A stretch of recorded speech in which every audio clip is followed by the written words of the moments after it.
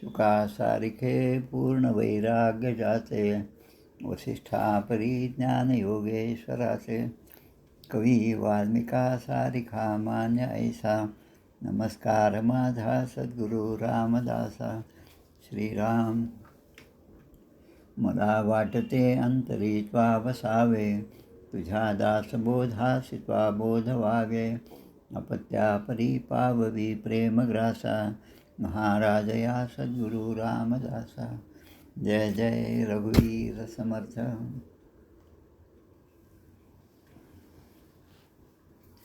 श्री कृष्ण गोविंद हरे मुरारे, हे नाथ नारायण वासुदेव. प्रद्युम्न दामोदर विश्वनाथ, मुकुंद विष्णोर्भगवन् नमस्ते. सच्चिदानंदरूपाय विश्वोत्पत्त्यादिहेतवे, तापत्रय विनाशाय श्रीकृष्णाय वयं नमः. कृष्णाय वासुदेवाय हरये परमात्मने, प्रणतक्लेशनाशाय गोविंदाय नमो नमः. वसुदेवसुतं देवं कंसचाणूरमर्दनं, देवकी परमानन्दं कृष्णं वन्दे जगद्गुरुं. कृष्णकमलपत्राक्षं पुण्यश्रवणकीर्तनं, वासुदेवै जगद्योनिं नौमि नारायणं हरिं. कृष्ण कृष्णेति कृष्णेति यो मां स्मरति नित्यशः, जलं भित्त्वा यथा पद्मं संसाराद् उद्धराम्यहं. कृष्णाय वासुदेवाय देवकी नन्दनाय च, नन्दगोपकुमाराय गोविन्दाय नमो नमः. नमः पङ्कजनाभाय नमः पङ्कजमालिने, नमः पङ्कजनेत्राय नमस्ते पङ्कजाङ्घ्रे. गोपाल कृष्ण भगवान की जय. जय जय रघुवीर समर्थ. श्री भगवान वाच, ज्ञानं परमगुह्यं मे यद्विज्ञानसमन्वितं, सरहस्यं तदङ्गं च ग्रहाणगजितं मया. यावानहं यथा भावो यद्रूपगुणकर्मकः, तथैव तत्त्वविज्ञानमस्तु ते मदनुग्रहात्. अहमेवासमेवाग्रे नान्यद्यत्सदसत्परं, पश्चादहं यदेतच्च योऽवशिष्येत सोऽस्म्यहं. प्रत्यर्थं यत् प्रतीयेत् न प्रतीयेच्चात्मनि, तद्विद्यादात्मनो मायां यथा भासो यथा तमः. यथा महान्ति भूतानि भूतेषु चावचेष्वनु, प्रविष्टान्यप्रविष्टानि तथा तेषु न तेष्वहम्. एतावदेव जिज्ञास्यं तत्त्वजिज्ञासनात्मनः, अन्वयव्यतिरेकाभ्यां यत् सर्वत्र सर्वदा. एतन्मतं समातिष्ठ परमेण समाधिना, भवान् कल्पविकल्पेषु न विमुह्यति कदाचित्. गोपाल कृष्ण भगवान की जय.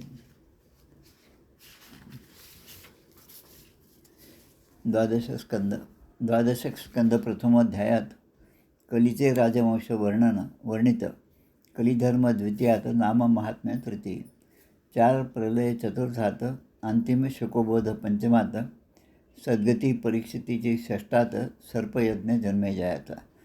अर्थवादी वेदशाखा पुराण लक्षण सप्तमात निवेदन, मार्कंडेय तप वर वर्णन अष्टमात बोलिले.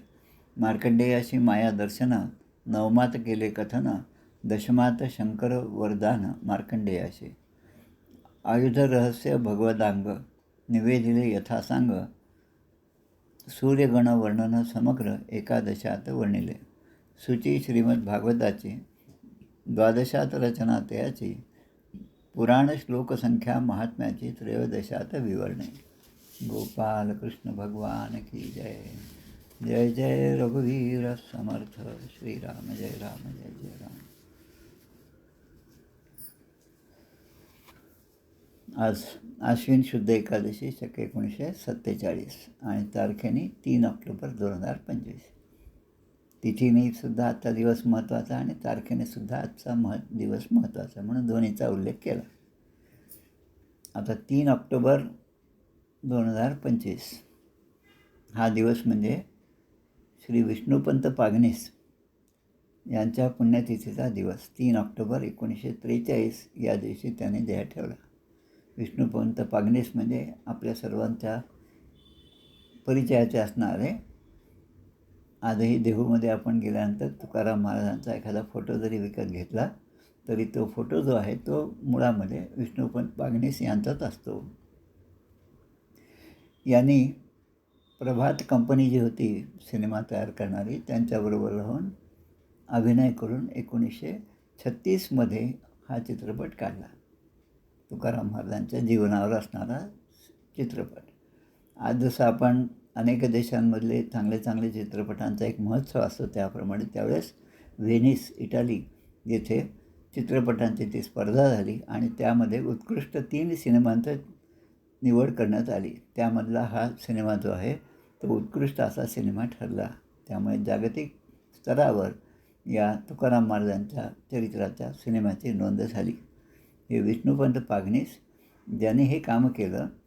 हा चित्रपट सगळा निघाला आणि तो प्रदर्शित झाला. त्यानंतर चित्रपटाचे निर्माते जे आहेत ते त्यांच्या घरी गेले आणि ठरल्याप्रमाणे त्यांना मानधन देण्यासाठी ते गेले. आता मानधन घेतल्यानंतर ते आणल्यानंतर आपण पाहतो की समर्थांच्या आणि आपल्या तुकाराम महाराजांच्याही चरित्रामध्ये अशा गोष्टी अनेक असतात.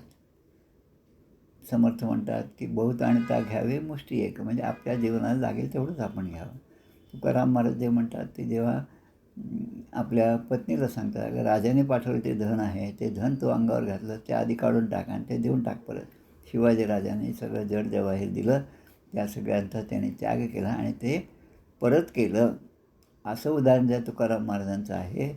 ते म्हणतात की या चित्रपटाच्या मोबदल्यामध्ये मला तुम्ही धन देऊ इच्छितात, मी काही ते स्वीकार करणार नाही. त्या चित्रपटाच्या प्रमुखाला असं वाटतं की आपलं मानधन कदाचित कमी असेल म्हणून त्यांनी त्यामध्ये अजून वाढ केली. पण ते म्हणतात ज्या तुकारामांच्यामुळे माझं जीवन पूर्णपणे बदललं आणि त्यांचं एवढं सगळं चरित्र सांगत असताना त्याचे हावभाव आणि ते सगळं करत असताना माझ्यामध्येच ते तुकाराम महाराज अवतरल्यासारखा आनंद मला मिळाला आणि त्या आनंदाच्याबद्दल मी असं मानधन स्वीकारणं हे बरोबर नाही आणि म्हणून अगदी आदराने ते मानधन परत केलं. ते विष्णुपंत पागनीस त्यांचा आज पुण्यतिथीचा दिवस 3 ऑक्टोबर 1943. त्यानंतर आज अश्विन शुद्ध एकादशी शके 1947. गोजीवनदास तोंडे महाराज यांचं नाव आपण ऐकलं आहे. त्यांचे शिष्य असणारे गोजीवनदास असे आमचे श्री अनंतदास रामदासी, गोजीवनवृत्ती असणारे अनंतदास रामदासी यांची आज पुण्यतिथी. धाराशिव, पूर्वीचं उस्मानाबाद, या ठिकाणी त्यांनी देह ठेवला आणि त्यांची आज पुण्यतिथी आहे. त्या मठामध्ये 2015मध्ये मी गेलो होतो. त्यांच्याबद्दलची बरीचशी माहिती आज मी सगळीकडे पाठवली आहे आणि त्यामध्ये खास करून आज दरवेळेस जेव्हा भागवताचं जे प्रवचनाचे जे पोस्ट असते त्याबरोबर भागवतातला एखादा फोटो मी बरोबर देत असतो. पण आज जो फोटो दिला आहे तो कल्याण स्वामींच्या मंदिरामधला आहे. समाधी मंदिर आणि राम मंदिर डोमगाव इथे असणार आहे. त्याचं कारण असं की या अनंतदास रामदास यांनी या मंदिरामध्ये अनेक काळ राहून पुढे कल्याण स्वामींच्या पालखीचं आयोजन त्यांनी केलं आणि ही पालखी पुढे पंढरपूर मार्गे, त्यानंतर काही भाग सोलापूर जिल्ह्याचा आणि मग गोंदवले आणि मग सातारा आणि सज्जनगड असा पालखीचा पायी क्रम जो आहे तो या अनंतदास रामदासी यांनी घालून दिला होता. त्यांचं चरित्र म्हणजे खूप चांगलं चरित्र आहे. छोटंसंच आहे. वेणुताई धोकटे नावाच्या ज्या बाई आहेत त्यांनी लिहिलेलं हे चरित्र आहे. मुळामध्ये वेणुताई धोकटे या मोहिनीराज बाबा सागडे आणि अन्नपूर्णाबाई यांच्या कन्या होत. पुढे त्यांचं हे मोहिनीराज बाबा सागडे म्हणजे आसिफाबाद, आज तेलंगणामध्ये ते आहे, तिथे त्यांची समाधी आहे आणि त्यांच्याच परंपरेने मोहिनीराज बाबा सागडे हे खरं म्हणजे आत्माराम महाराजांच्या एकेळीच्या परंपरेतले आहेत आणि त्यांच्याच परंपरेतले अनेक मठ आपल्याकडे सुद्धा आहेत. औरंगाबाद येथे असणारं अमृतेश्वर मंदिर जे आहे ते सुद्धा त्याच परंपरेतलं मंदिर म्हणजे रामदासी मठ आहे. या अनंतदास रामदासी यांच्या चरित्राचं वाचन दरवर्षी जसं करतो तसंच आज पण सुरू केलं आहे सकाळी आणि त्यामधल्या अनेक गोष्टी समर्थ जसे म्हणतात विवर्ता विशेषा विशेष कळू लागे. आज जवळपास 7-8 वर्ष झाले. 10 वर्षापूर्वी मी गेलो तेव्हा हे चरित्र आणलं. दरवर्षी हे चरित्र वाचतो तेव्हा आजच्या वाचनामध्ये पुन्हा एक वेगळाच आनंद मला या ठिकाणी मिळाला. त्यांच्या चरित्रातली एकच गोष्ट सांगतो आणि मग आपल्या मुख्य अध्यायाकडे वळूया आपण. उदगीर जे गाव आहे आज उदगीर इथे आपले प्रल्हाद महाराज रामदासी आहेत, त्यांचा तो मठ आहे. त्या उदगीरपासून अंबानगर नावाचं एक गाव आहे. तोगरी मार्गे अंबानगरचा रस्ता जातो. त्या काळामध्ये अनंतदास रामदासी हे उदगीर इथे आले होते आणि त्यांचे एक शिष्य त्या तोगरीमध्ये राहत होते. तोगरीपेक्षा अंबानगरला राहत होते. त्यांचं नाव आहे निळकंठराव पळणिटकर. हे तिथले पाटीलसुद्धा होते आणि त्यांची इच्छा होती की आपले सद्गुरू आपल्याकडे यावेत आणि त्याप्रमाणे अनंतदास रामदासी हे वेळेचे फार पक्के होते. 12 किलोमीटर पायी जाऊन ते त्या तोगरी या गावास येऊन थांबले आपल्या शिष्यांच्याकडे आणि सकाळी 11 वाजता निघायचं म्हणून 11 वाजताच ते सगळे बाहेर येऊन हातात काठी वगैरे घेऊन बाहेर येऊन झाडाखाली बसले. एवढ्यामध्ये एक पालखी आली आणि 12 भोई जे आहेत ते पालखी घेऊन आले. आता हे जे पळणिटकर होते त्यांनी ती पालखी पाठवली, 12 भोई पाठवले महाराजांना आणण्यासाठी. आता महाराजांना पाहिल्यानंतर महाराजांचा फोटोसुद्धा आज मी दिला, तुमच्या लक्षात येईल. ते वजनाने खूप हलके होते आणि अगदी रोड होते. त्या 12 भोईंपैकी प्रत्येकाने विचार केला, अरे आपण उगीचच 12 जण आलो, यांना तर यायला 2 जणसुद्धा पुरे आहेत. असं म्हणून त्यांनी पालखी खाली ठेवली. महाराज पालखीत बसले आणि पालखीत बसल्यानंतर त्या 2 भोयांना मात्र ती पालखीसुद्धा उचलता आली नाही. समर्थांनीसुद्धा शेवटी माघवद्य पंचमीला रामरायाची पूजा केली आणि ते त्या ठिकाणी मांडी घालून बसले. तेव्हा त्यांना उठण्याची, कारण खाली सर्दी आहे म्हणून तुम्ही आता उठून वर पलंगावर बसा अशी आज्ञा केली, पण ते कोणाच्यानेही उचलत नव्हते. असंच या ठिकाणी झालं. म्हणजे जे अष्टसिद्धी असतात त्यामधलं लघुता, गरिमा ह्या ज्या सिद्धी आहेत त्यामधलं त्यांनी अनंतदास महाराजांनी आपलं स्वतःचं वजन वाढवलं आणि तो एक चमत्कार, ती एक लीला त्यांनी केली. त्या दोन्ही भुयांना ते उचलता आले नाही, पण त्यांच्याकडे पाहिल्यानंतर मग यांनी पुन्हा आपलं जे मूळ रूप आहे ते रूप त्या ठिकाणी दाखवलं आणि मग सहजपणे ती पालखी उचलल्या गेली. असे ते आणि त्यांच्या जीवनाच्या खूप मोठ्या गोष्टी आहेत. पुणे जिल्ह्यातली भोर जे आहे ते तिथल्या संस्थानामध्ये त्यांचे वडील होते आणि हे मुळामध्ये शिवाजी महाराजांच्या काळातलं घराणं आहे, त्या वंशामधले आहेत. आता अजून एक गोष्ट यांच्या ठिकाणची की त्यांचे वडील जे आहेत ते रोज त्यांना चांगल्या गोष्टी सांगायचे, रामायण महाभारतातल्या गोष्टी. आधी आपण आपल्या मुलांना गोष्टी सांगतो, पण त्या किती लक्षात राहिलं हे आपण पडताळून पाहत नाहीत. अनंतदास रामदासी यांचे वडील जेव्हा गोष्टी सांगायचे रात्री, तेव्हा त्यांचा एक परिपाठ होता की सकाळी मुलांनी त्या गोष्टी पुन्हा आपल्या वडिलांना सांगायच्या. म्हणजे आणायचं एकाग्रता, श्रवणामधली एकाग्रता. परीक्षित राजाचा आपण कथानक पाहत आहोत. श्रवणी जसा गुण परीक्षितीचा, तसं श्रवण आपल्या मुलांनी चांगलं केलं की नाही हे सुद्धा ते खात्रीने पाहत होते. असे 2-3 गोष्टी यांच्या चरित्रातल्या फार महत्त्वाच्या आहेत. जशास तसे, जेव्हाच्या तेव्हा, ज्याचे त्याला, असं त्यांचे एक 4 सूत्र त्यांच्या वडिलांचे होते. त्याप्रमाणे ते आयुष्यभर वागले.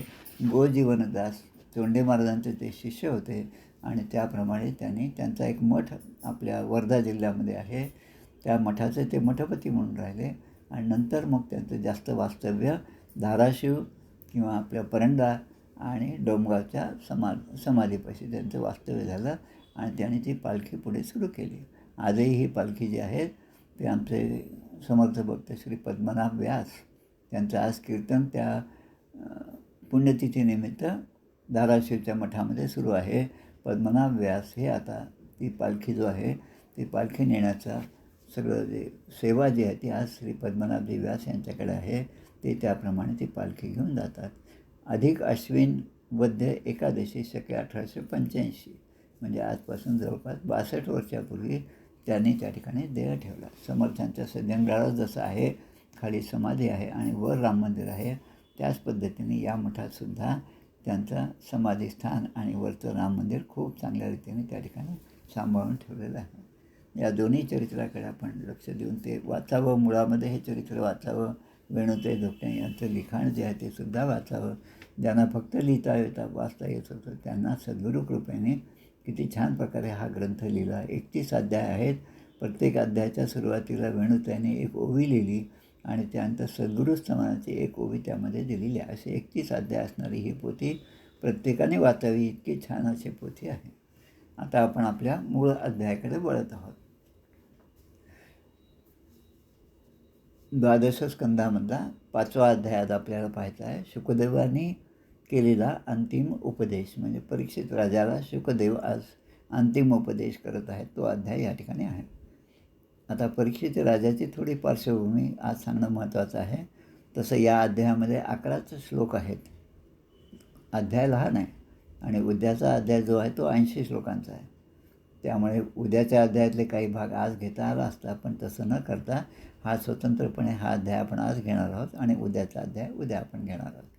आता या अध्यायाच्या सुरुवातीला शुकदेव परीक्षित राजाला सांगतात, आतुरानो वर्णते अभीक्ष्णम विश्वात्मा भगवान हरिही यस्य प्रसादजो ब्रह्मा रुद्र क्रोध समुद्भवः. या भागवत महापुराणामध्ये ब्रह्मदेव ज्यांच्या रजोगुणातून निर्माण झाले आणि शंकर ज्यांच्या तमोगुणापासून प्रगट झाले, त्या भगवान श्रीकृष्णांचे वारंवार वर्णन केलेलं आहे. भगवंताच्या अनेक लीला या भागवत ग्रंथामध्ये सांगितलेल्या आहेत. आता याचा अर्थ महाविष्णूपासून विष्णूचा अवतार आणि विष्णूपासून ब्रह्मदेव आणि ब्रह्मदेवाच्या नंतर भगवान शंकर.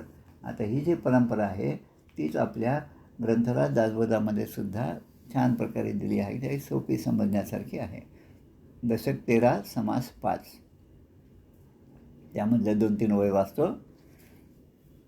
एके स्त्री पुरुष होती. या समासाचं शीर्षक आहे कहाणी निरूपण. एके स्त्री पुरुषे होती, उभयतांमध्ये बहुप्रीती, एक रूपेची वर्तती भिन्न नाही. म्हणजे पुरुष आणि प्रकृती. पुरुष म्हणजे महाविष्णू महानारायण आणि प्रकृती म्हणजे त्यांची माया.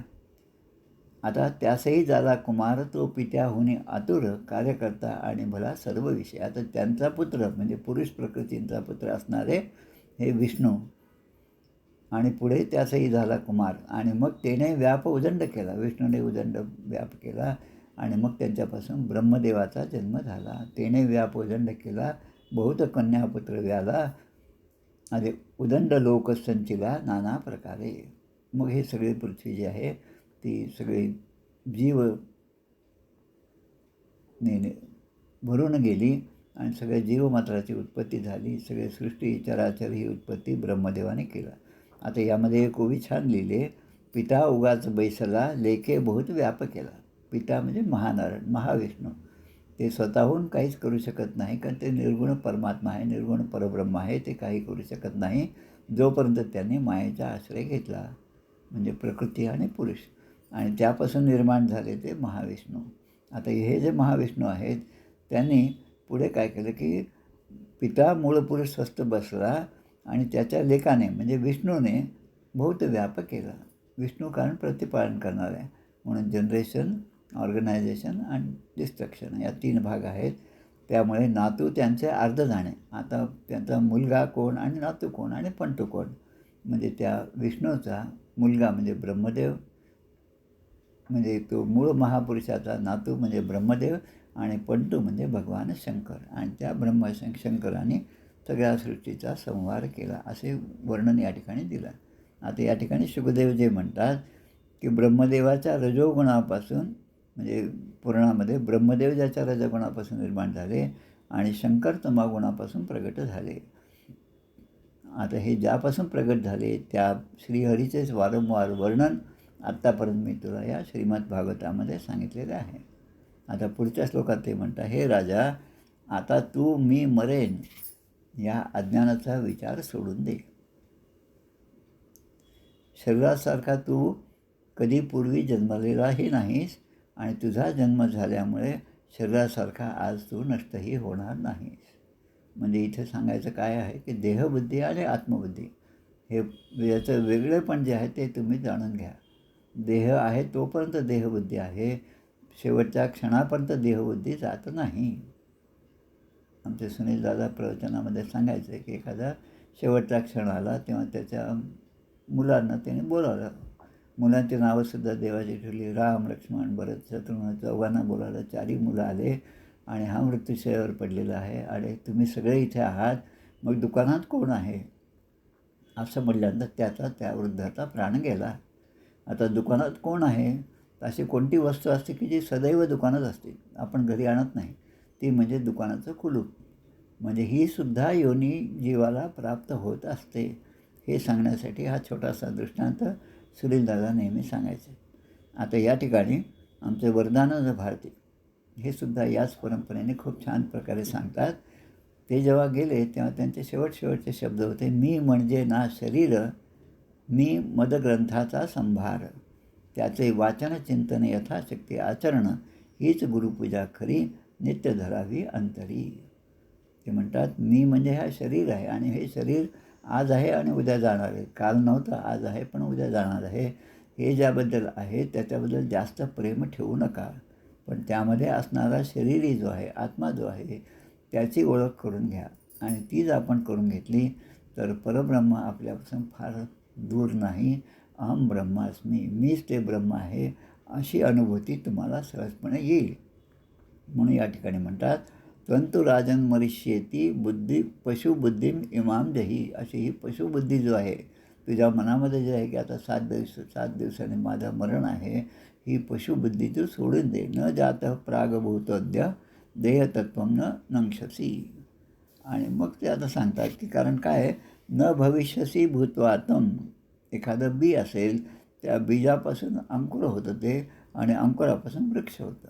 त्या वृक्षामध्ये जेव्हा पुढे फळं लागतात, त्या फळामध्ये पुन्हा बीजनिर्मिती होते आणि त्या बीजापासून पुन्हा एखादं वृक्ष तयार होतं. हे जसं आहे तसं पुत्र पौत्रादिकांच्या रूपेनेही तू पुन्हा उत्पन्न होणार नाहीस, कारण हा तुझा शेवटचा जन्म आहे आणि तू परब्रह्माशी एकरूप होणार आहे. स्वप्ने यथा शिरच्छेदम पंचत्वाद्यात्मन स्वयं यस्मात् पश्यति देहस्य तत् आत्मा ह्य अज अमरहा. स्वप्नामध्ये स्वप्न पडलं आणि कोणाच तरी युद्ध झालं, कोणाच तरी मारामारी झाली आणि माझंच मस्तक त्या स्वप्नामध्ये माझ्या धडापासून वेगळं झालं, हे मी स्वप्नामध्ये पाहिलं. आता त्याचं दुःख इतकं झालं की ते स्वप्न जे आहे ते स्वप्न भंगलं आणि मला एकदम जाग आली. आणि जाग आल्यावर मी पाहिलं की मी माझ्याच पलंगावर आहे, मी माझ्याच ठिकाणी आहे आणि माझं मस्तक जे माझ्या सगळ्या शरीरावर अगदी व्यवस्थित ज्या ठिकाणी होतं तसंच आहे. असं जेव्हा माणसाला दिसतं तेव्हा त्या स्वप्नातल्या जागृतीतलं आपलं वागणं आणि स्वप्नातलं ते आपलं जे दृश्य आहे त्याचं जे दुःख होतं की मी मेलो असं वाटत होतं, ते लगेच त्याचं हरण झालं. आणि तसंच हा आत्मा जो आहे तो सुद्धा आत्मा अशाच प्रकारचा आहे. तो आत्मा परमेश्वराचा अंश आहे.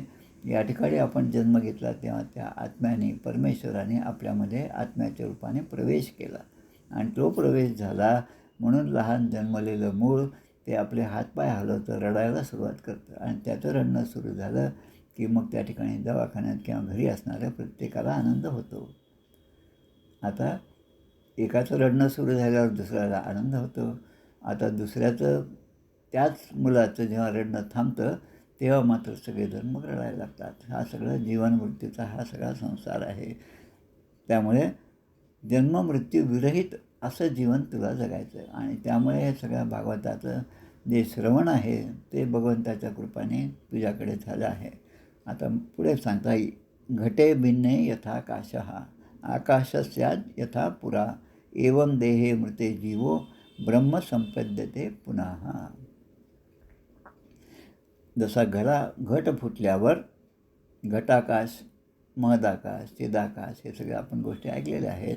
त्या घटामध्ये असणारं जो आकाशतत्व आहे तो घट फुटल्यानंतर म्हणजे त्याला जे बांध आहेत, त्याला ज्या भिंती आहेत त्या फुटून गेल्यानंतर ते त्या मोठ्या आकाशाशी जसं एकरूप होतं तसं देहपात झाल्यावर मूळचा आत्मा जो आहे तो परब्रह्म स्वरूपाशी विलीन होतो, असं छान प्रकारे सांगितलं. पुन्हा एक गोष्ट सांगतात की एकाकडे एक दत्ताची मूर्ती होती आणि त्याबरोबर एक कुत्रंसुद्धा होतं आणि हे दोन्ही सोन्याचे होते. आता हे दोन्ही घेऊन मग आता गरीब असल्यामुळे हे दोन्ही घेऊन तो गेला सोनाराकडे. सोनाराने दोन्हीचं वजन केलं आणि त्याने सांगितलं की दत्ताची मूर्ती जी आहे ती थोडी हलकी आहे, त्याचे कमी पैसे होतील, पण ही जी गाईची मूर्ती आहे, गाय जी आहे तिचं मात्र जास्त पैसे मिळतील. आता हा लगेच म्हणतो असं कसं होईल, दत्त महत्त्वाचे, दत्त आमचे देव आहेत, गाय ही त्यांच्यासोबत असते. मग ते म्हणतात की सोनाराची दृष्टी जी आहे ती ज्या सोन्याकडची दृष्टी आहे, सोन्याकडे पाहण्याची दृष्टी आहे, त्यामुळे ते सोनं जास्त वजनदार असल्यामुळे त्या गाईची किंमत जास्त आहे आणि दत्ताची किंमत कमी आहे. म्हणजे मूर्ती रूपाने म्हणजे सगुण जे आहे तर सगुणाची ओळख आपल्याला कशी करावी आणि सगुणापासून निर्गुणापर्यंत कसं पोचावं देहबुद्धी ते आत्मबुद्धी करावी, विवेके ते वस्तूची भेट घ्यावी, असं सगळं या ठिकाणी परीक्षित राजाला समजावून सांगत आहेत. आता हे परीक्षित म्हणजे कसा, परीक्षित शब्द कसा झाला त्याचा थोडा विचार करू. परीक्षिती असं म्हणतात किंवा परीक्षित म्हणतात, काही जण परीक्षिता म्हणतात. भागवताच्या यूट्यूबमधल्या आपण श्रवण केलं तर अशा तिन्ही गोष्टी आपल्याला ऐकायला मिळतात. परीक्षिती या शब्दामध्ये इति हा शब्द आहे. आता अथपासून इतिपर्यंत हे शब्द आपल्याला माहिती. अथ म्हणजे एखाद्या ग्रंथाची सुरुवात आणि इति श्रीरामरक्षा स्तोत्रम, इति म्हणजे आता रामरक्षा स्तोत्र त्या ठिकाणी संपलं. तसं परीक्षित राजाचा अर्थ, परीक्षितीचा अर्थ काय तो पहा. ज्याच्या परीक्षेची इति होत नाही, ज्याच्या परीक्षेची इति होत नाही म्हणजे साधारण जीव. हा जीव जो आहे, आपण स्वतः विचार करा की आपल्या जन्मापासून ते शेवटच्या क्षणापर्यंत प्रत्येक क्षणी आपली परीक्षा होत असते. ही परीक्षा कशाची आहे की समोर जे दृश्य आहे ते आपल्याला विलोभनीय वाटतं आणि त्याकडे माझं मन आकर्षित झालं की मग माझं मन जे आहे ते कलुषित होतं. ही प्रत्येक परीक्षा आहे. प्रत्येक वेळेस ही परीक्षा माणसाला द्यावी लागते, शेवटपर्यंत द्यावी लागते. आणि शेवटीसुद्धा या परीक्षेमध्ये आपण असफल झालो तर पुन्हा या जन्ममरणाच्या फेऱ्यामध्ये आपल्याला अडकून राहावं लागतं. म्हणून परीक्षेची इति होत नाही, तो म्हणजे सामान्य जीव. जन्म हाची दुःखाचा सागर, समर्थ म्हणतात. जन्म हाची दुःखाचा सागर. जन्म हा शोकाचा सागर भयंकर. शोक जो आहे तो जन्मापासूनच आपल्या मागे लागलेला आहे. आता परीक्षिती राजाचं जे परीक्षिती शब्द आहे त्याचं काय की परीक्षिती म्हणजे परीक्षेची इति झाली. परीक्षित राजा जेव्हा जन्मला त्यापासून परीक्षित राजाचं निर्याण पुढच्या अध्यायात आपल्याला पाहायचं आहे. तिथपर्यंत परीक्षितीचं पूर्ण आयुष्य आपण जर पाहिलं तर प्रत्येक वेळेस परीक्षेची इति झाली. म्हणजे आता त्या राजाची परीक्षा जी आहे, भगवंत जी परीक्षा पाहतात ती परीक्षा आता संपली आणि सगळ्या परीक्षांमध्ये ते सफळ झाले. त्यांना देवदर्शन घडलं, त्यांना प्रत्यक्ष भगवंताच्या लीला ऐकायला मिळाल्या. 7 दिवसानंतर ज्यांचा मृत्यू आहे त्याचा इतका चांगला सत्संग हे भगवंताच्या कृपेने घडला आणि प्रत्यक्ष देवाचं चरित्र त्यांच्यासमोर त्यांना श्रवण करण्यास मिळालं. आणि ते त्यामध्ये इतके रमून गेले की तहान भूकसुद्धा विसरले. कारण या तहानेमुळे, या भुकेमुळे त्यांना ब्राह्मणाचा शाप सहन करावा लागला. राजा परीक्षितीला शृंगी ऋषींचा शाप होता. शृंगी ऋषींचे वडील म्हणजे शमीक ऋषी, ते आपल्या आश्रमात ध्यानस्थ बसलेले होते. यांना तहान लागली म्हणून हे त्या ठिकाणी गेले. पहिल्या स्कंदामध्ये 18व्या अध्यायामध्ये ही सगळी कथा आहे.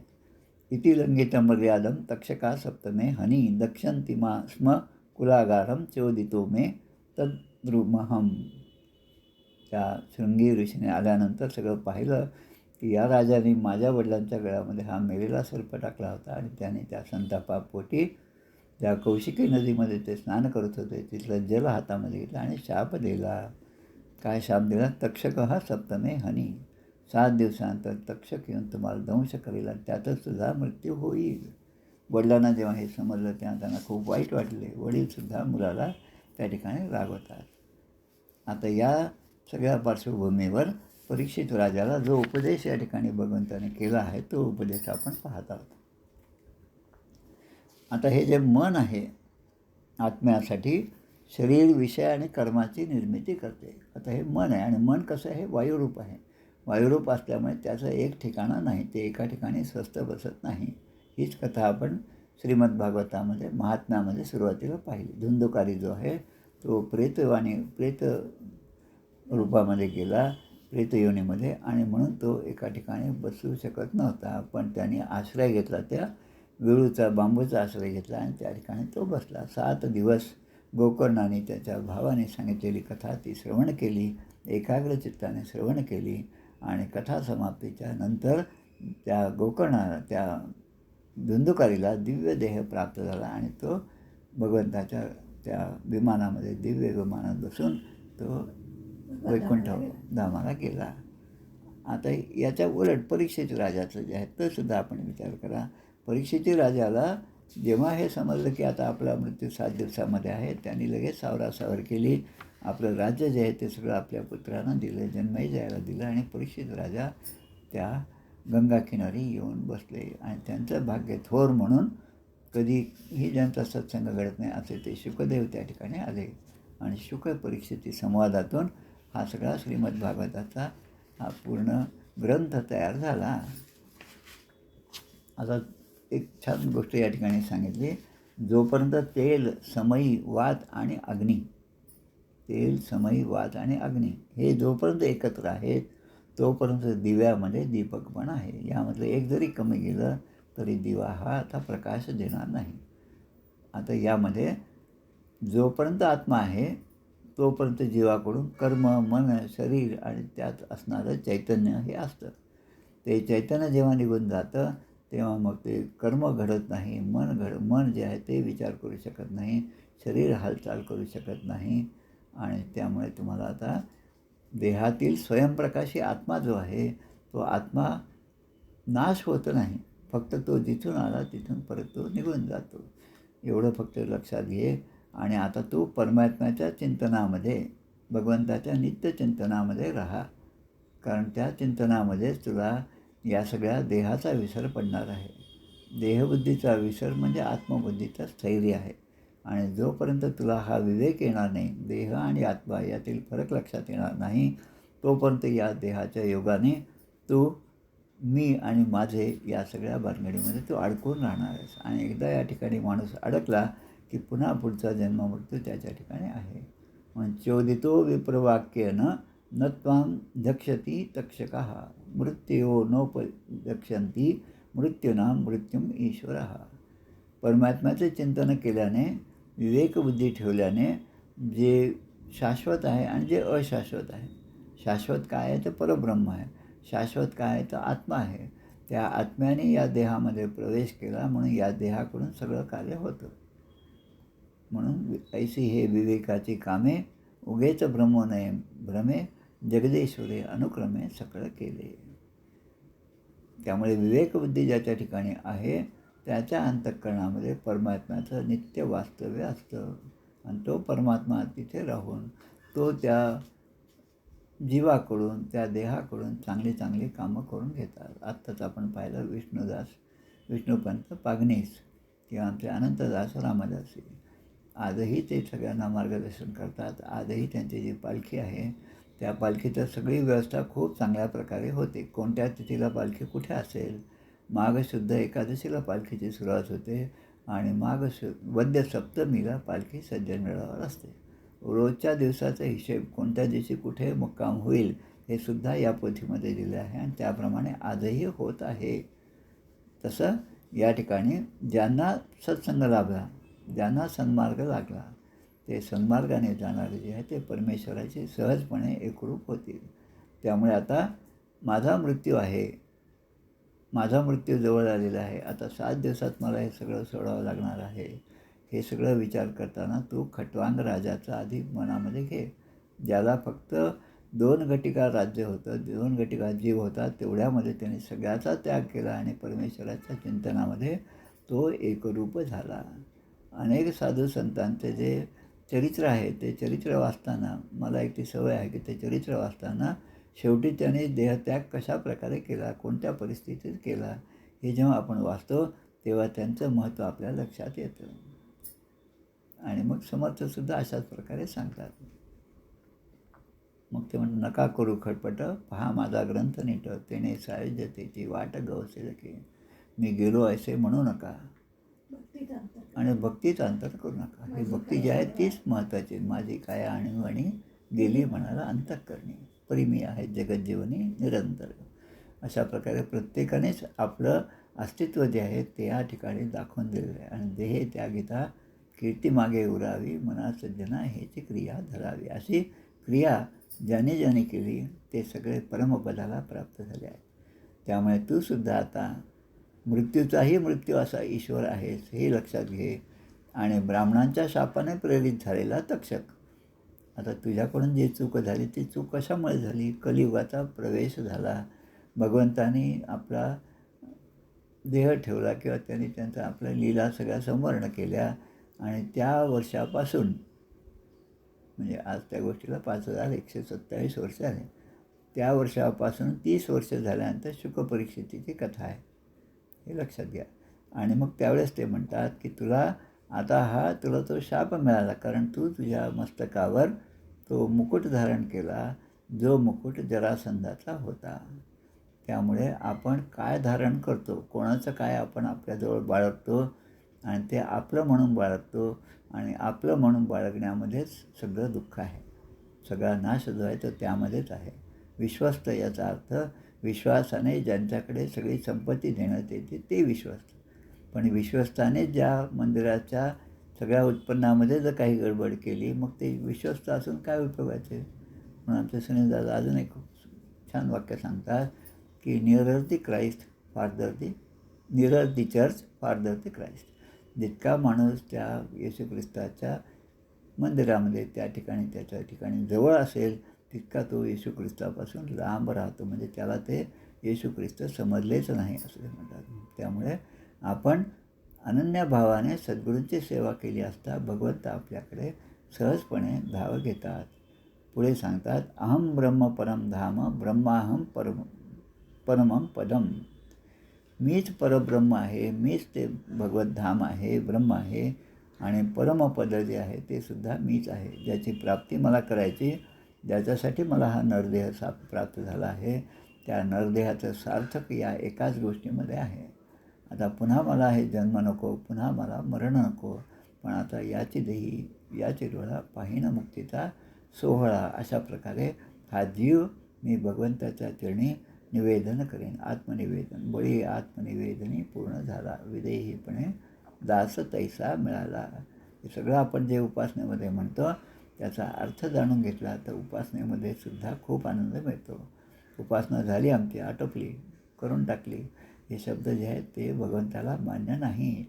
आणि एवं समीक्षणात्मनात्मनम मन्याधाय निष्कले. तर मीच परब्रह्म आहे, ब्रह्म आहे, परमपदाला मीच प्राप्त झालेलो आहे, असा विचार तू तुझ्या मनामध्ये दृढ करून ठेव. म्हणजे मग तुला या सगळ्या लहान सहान ज्या गोष्टी आहेत त्याचा त्रास होणार नाही, आणि निरुपाधिक स्वरूपामध्ये तू भगवंताच्या ठिकाणी भगवंतामध्ये तू स्थिर होशील. आता जेव्हा भगवंतामध्ये आपण स्थिर होतो तेव्हा मग या बाकीच्या माया जी आहे ती माया आपल्याला काहीच करणार नाही. म्हणून समर्थ आपल्याला सांगतात की लक्ष्मीचा भरोसा धरी तो एक मूर्ख, आणि ज्याची लक्ष्मी तो आपण बळकट धरावा. अंतरीवस्था नारायणे लक्ष्मीच काय उणे, ज्याची लक्ष्मी तो आपण बळकट धरावा.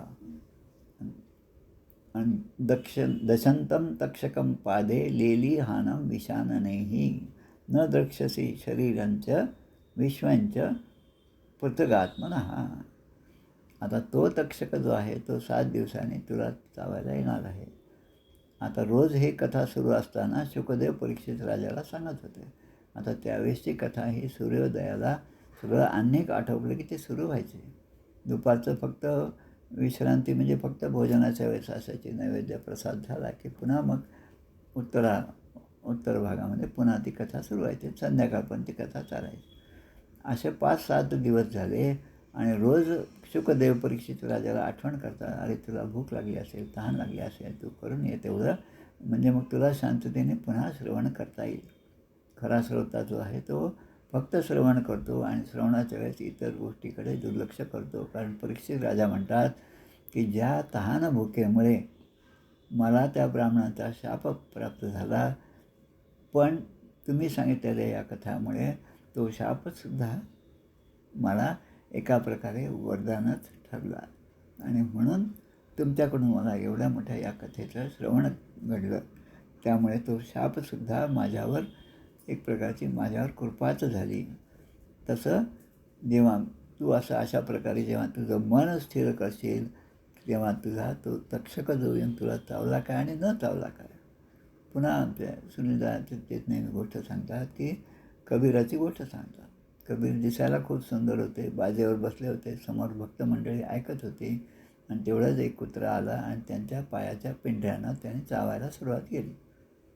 आता लोकांचं लक्ष जे आहे ते श्रवणामध्ये कमी असतं, पण बाकीच्या गोष्टीमध्ये जास्त असतं. तसंच झालं, आणि ते लोक श्रवण करणारे म्हणतात, देखो कुत्ता आपके पैर काट रहा है, तेव्हा कबीरच म्हणतात की कुत्ता जाण्यावर चमडी जाणे, म्हणजे मी म्हणजे हा देह नाही, पण त्यातला आत्मा जो आहे तो मी आहे, मी परब्रह्माचं तत्त्व आहे, हे ज्यांच्या ठिकाणी स्थिर झालं तेच संतपदाला प्राप्त झाले. आणि दशंतम तक्षकम पादे लेलिहानम विशाननेही न दृक्ष्यसे शरीरंच विश्वंच पृथग आत्मनः. म्हणजे हा तक्षक येईल आणि त्याच्या विषारी जिभा आहेत, त्यामुळे तो असं जीभ आपली बाहेर काढून तुला चावायला तो जवळ येईल, तो तुला दिसणार पण नाही. इतकेच नव्हे तर आपले शरीर आणि सारे विश्व हे तुला स्वतःहून वेगळे असे भासणारच नाही, कारण मीच सगळीकडे आहे असं जेव्हा तुला ज्ञान होईल, या सगळं चराचर विश्वामध्ये किंबहुना चराचर आपणची झाला, अशी जेव्हा अवस्था तुझी होईल, तेव्हा कोणी येऊन मला त्रास देईल किंवा कोणी येऊन माझा सन्मान करेल, की हानी लाभ हे जे आहेत त्या सगळ्यामध्ये तुझं समत्व असेल. आणि ते समत्व जेव्हा तुला प्राप्त होईल तेव्हाच तू खऱ्या अर्थाने ब्रह्मपदाला प्राप्त झालेला असेल. आणि मग तो तक्षक येऊन तुला चावला काय आणि न चावला काय याचं दुःख तुला वाटणार नाही. एतत् ते कथितं तात यथात्मा पृष्ठवान नृप हरेर्विश्वात्मनश्चेष्टां किं भूय श्रोतुम इच्छसी. परीक्षित राजाला शुकदेव सांगत आहे, त्या भगवंताच्या अनेक लीला मी तुला सांगितल्या. अगदी श्रीमद्भागवताच्या पहिल्या स्कंदापासून आत्ता या 10व्या 11व्या स्कंदापर्यंत सगळ्या गोष्टी मी तुला सांगितल्या. भगवंताच्या लहानपणच्या लीला, मोठेपणाचा त्यांचा पराक्रम, हे सगळं तुला सांगितलं. भगवान श्रीकृष्ण आणि भगवान राम यांच्यामध्ये तोच फरक आहे. रामाप्रमाणे रामाने कसं राहावं या विश्वामध्ये किंवा आपल्या नात्यामध्ये, आपल्या कुटुंबामध्ये कशी आपली जबाबदारी पार पडावी, हे सगळं रामाच्या चरित्रामधून आपल्याला शिकायला मिळतं. आणि कृष्णाचं चरित्र हे अद्भुत असं चरित्र आहे. कृष्णाचा जन्मच ज्याचा कारागृहामध्ये झाला, जन्मच ज्याचा बिकट परिस्थितीमध्ये झाला, जन्म झाल्याबरोबर त्यांना आईवडिलांना सोडून दुसरीकडे जावं लागलं, आणि त्या श्रीकृष्णाने एवढा मोठा सगळा पराक्रम केला. आणि एवढं करूनसुद्धा माझे नातेवाईक, मी ज्यांना जवळचं समजत होतो, ते जर अशा वाईट बुद्धीचे निघाले तर ते अजून या पृथ्वीचा नाश करतील, म्हणून त्यांचा विनाश होण्यासाठी भगवंतानेच ती योजना केली. ते मुसळाची योजना जी आहे ती त्याच प्रकारे झाली. आणि सगळे यादव जे आहेत ते त्या एरका नावाच्या गवतामुळे एकमेकात भांडून नष्ट झाले. आणि मग शेवटी भगवंताने आपला देह जे आहे ते त्या श्रीमद्भागवतामध्ये विलीन केला. तेनेयम वाङ्मयीं मूर्ती प्रत्यक्ष वर्तते हरिः. श्रीमद्भागवत हे काही पुस्तकं नाही, त्याचं काही वजन आहे किंवा ते आपण विकत आणलं, हा सगळा भाव काढून टाका. पण आज त्या एका ग्रंथामुळे आपल्यामध्ये कितीतरी प्रकारचे बदल सहजपणे होत आहेत. असा हा ग्रंथ जो आहे, त्या ग्रंथाच्या आता समाप्तीकडे आपण येत आहोत. या ग्रंथाबद्दल पुढे आपण जेव्हा महात्म्य आपण पुन्हा पाहणार आहोत.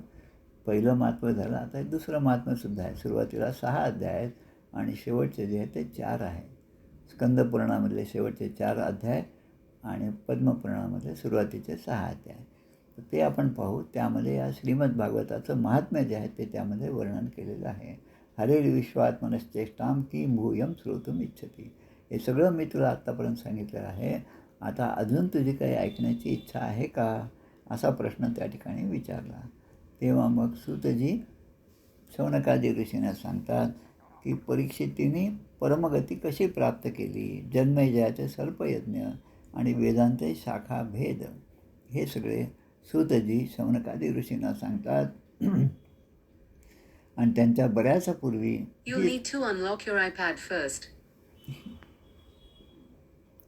हीच कथा पूर्वी पण झाली, ती शुकदेव आणि परीक्षिती यांच्या संवादाने झाली. त्याप्रमाणे हा अध्याय या ठिकाणी समाप्त होतो. इति श्रीमद्भागवते महापुराणे पारमहंस्यां संहितायां द्वादशस्कंदे ब्रह्मोपदेशो नाम पंचमोऽध्यायः. श्रीकृष्णार्पणमस्तु. असा हा अध्याय या ठिकाणी संपत आहे. अनेक गोष्टी यामध्ये नवीन ऐकायला मिळतात, इतरांचे संदर्भ आहेत. पण जो जीव कधीही भक्तिमार्गाकडे वळला नाही, अभक्तची बंधू लागते भक्ती मार्गाशी, हे जे समर्थांचं वचन आहे ते या ठिकाणी आपल्याला प्रत्यक्ष अनेक कथांच्याद्वारे आपल्यापुढे ठेवलेलं आहे. अजयमाचं कथन असेल, कुठलीही कथा असेल त्या कथेमध्ये हेच आहे की सत्संगती जी आहे सुसंगती सदा घडो सुजन वाक्कानी पडो कलंक मतीचा झडो विषय सर्वथा नावडो. आणि याचाच प्रत्यय आपल्याला या प्रत्येक कथेमध्ये येतं, पुढे पुढे येतं. आपली ही कथा खरं म्हणजे 7 दिवसामध्ये असणारं भागवत आहे. ते 7 दिवस फक्त परीक्षित राजाला 7 दिवसानंतर मृत्यू होता म्हणून भागवत सप्ताहाची योजन सगळीकडे होत असतं. पण याचा अर्थ 7 दिवसातच ती कथा केली पाहिजे असंही नाही. ती कथा अनेक वर्षापर्यंत आपल्या ऋषीमुनींनी त्या नैमिषारण्यामध्ये ऐकलेली आहे. आजही ती कथा आहे. आजही आपण कुठेही गेलात, नैमिषारण्यामध्ये गेलात तर तिथे एका बिल्डिंगमध्ये तर 3 मजले आहेत, तर त्या 3ही मजल्यावर एक एक कथा सुरू असते. कथेचं आयोजन कोणी ना कोणी करतं, त्यामधले श्रोते सगळे वेगवेगळे आहेत, पण ती कथा अखंडपणे त्या ठिकाणी सुरू असते. याच पद्धतीने आपणही ही कथा आपल्या घरी रोज काही ना काही त्याचं वाचन करून ती श्रवण करावी, ते पुण्य आहे. आणि जो जो भगवंताच्या सान्निध्यामध्ये आपला वेळ जाईल तो आपला देह जो आहे तो सत्कारणी लागणार आहे. या ठिकाणी आपण हा अध्याय संपूया. 12व्या अध्यायामधला 12व्या स्कंदामधला 5वा अध्याय. आता उद्या जे आहे परीक्षितीची परमगती, जन्मजयाचे सर्पसत्र आणि वेदांते शाखाभेद हा भाग आपण तो उद्या पाहणार आहोत. गोपाल कृष्ण भगवान की जय. जय जय रघुवीर समर्थ. श्रीराम जय राम जय जय राम. जय हो जय श्री भागवता, आरती करी तुझ भगवंता. श्री शुकमुनीने परम भक्तीने नाना परीने गायले जा हरिचरिता. आरती करी तुझ भगवंता. वेद तरुचे मधुर फळ, स्वादुरसे जे सोज्वळ. आत्मा राम मुनी अचळ, सेवुनी करीती जन सफळ. महापर्वणी आली अवनी, की अगहरणी भवजलतरणी. ती पतिता आरती करी तुझ भगवंता. येथे व्यासाची वाणी, सार्थक हरिगुण गावोनी. शास्त्र पुराणी मुकुटमणी, परम प्रेमामृत जननी. सहज सेविता भाविक भक्ता, उदारदाता मोक्ष तत्वता. देहाता आरती करी तुझ भगवंता. गमते जणू मानस तीर्थ, 12 सोपाने युक्त. निर्मल भक्ती जले भरित, विहरे हरिहंस चितेथ. श्लोक सुकुमले संत अलिकुले, सेवुनी रमले भान विसरले रस पिता. आरती करी तुझ भगवंता.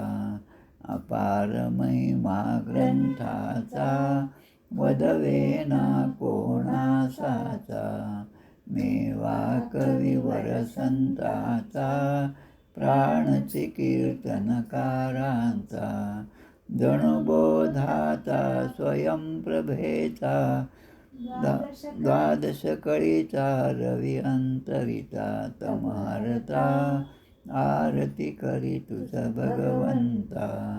ग्रंथ नव्हे हा श्रीकृष्ण, गीते वेधी मन पूर्ण. अनन्य होता या शरण, खचित टळे जन्म मरण. त्रितापदाती चिरये शांती, नाथही वदती रामपदी ठेवी माथा. आरती करी तुझ भगवंता. जय हो जय श्री भागवता. आरती करी तुझ भगवंता. गोपाल कृष्ण भगवान की जय. जय जय रघुवीर समर्थ. श्रीराम जय राम जय जय. जय श्री कृष्ण. छान झालं. जय श्री कृष्ण. जय जय रघुवीर समर्थ. नमस्कार काका. नमस्कार नमस्कार. हां धन्यवाद. नमस्कार सर. नमस्कार नमस्कार. नमस्कार. चला धन्यवाद.